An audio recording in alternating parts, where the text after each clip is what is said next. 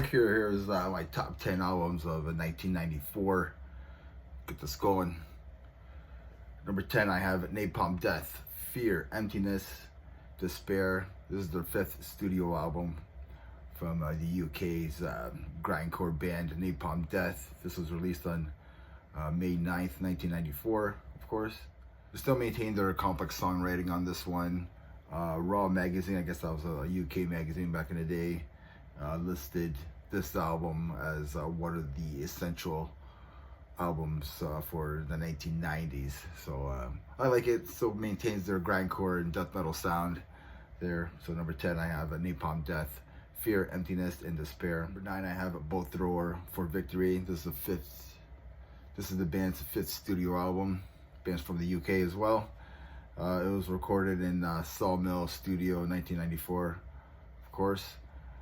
Produced by Colin Richardson and Both Thrower. Yeah, this is the album where they started their kind of like trademark sound and really defined who they were for Victory by Both Thrower. Number 8, I have Obituary, World Demise. This is the band's 4th studio album from Tampa, Florida. It was released on September 6, 1994 on Roadrunner Records. The music video was made for the track Don't Care. That video got me into the band. I remember seeing that on Much Music Loud back when I was a kid and stuff, in my teens. And I just became a big fan from that song. So number 8, I have Obituary. Number 7, I have Euthanasia by Megadeth. This is the band's 6th studio album. This was released on November 1st, 1994 through Capitol Records. The artwork has always been one of my favorite album covers by Yu Syme. I guess this is the same artist who did Iron Maiden, The X Factor, which is like pretty cool. I think he kind of played keyboards or something for Rush for a little bit in the 70s, I guess. Like this, it's my first time I kind of reading about this guy. So I always wondered who did the artwork for this album, because I always found it very unique, and the whole, what it meant and everything, right? So yeah, this album still hits hard compared to their next albums after this, like Cryptic Writing and Risk. Before that came in and kind of like made them softer, more commercial sounding. So number 7, I have Megadeth, Euthanasia. Number 6, I have Testament Low. That was the band's 6th studio album. This was released on September 30th on Atlantic Records. It was the band's first album to feature a new lineup with guitarist James Murphy and drummer John Tempesta, replacing Alex Skolnick and Louis Clement. And this is also the last album with bassist Greg Christian until 2008, the formation of Damnation. Yeah, the album does have like a mix of groove and thrash. It also showcases the band's melodic side on a couple of the tracks. So I don't know, I do love this album. I do love the artwork for this album. Number 5, I have Slayer, Divine Intervention.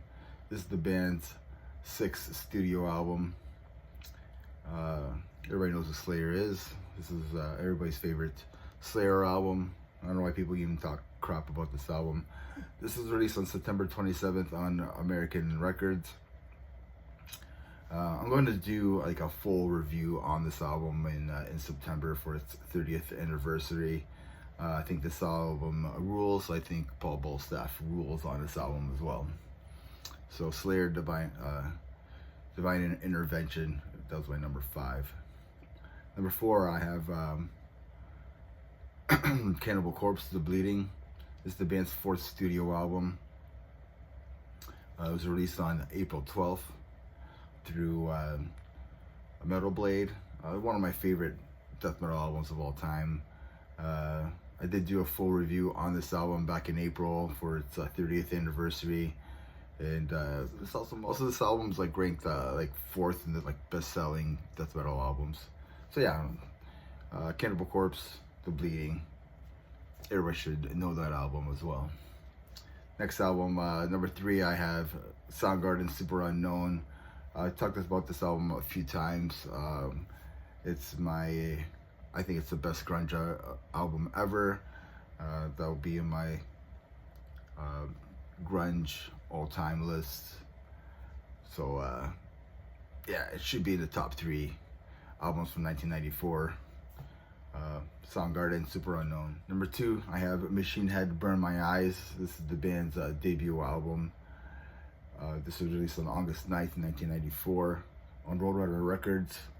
I mean, we have Rob Flynn on vocals, guitar, Logan Mader on guitar, Adam Deuce on bass, Chris Cantos on drums.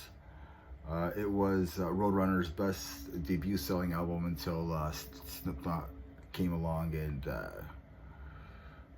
kind of broke that debut selling record, right? So 5 years later, I love this album. Dividends, a killer song. Old, The Rage to Overcome, Death Church, and more. This album just rules. And yeah, Colin Richardson produced this album as well. And the number 1 album I have is Pantera, Far Beyond Driven. This is the band's 7th studio album. This was released on March 22nd, 1994 on Elektra Records and East West Records. This is Pantera's fastest selling album, peaking at number 1 on the Billboard 200.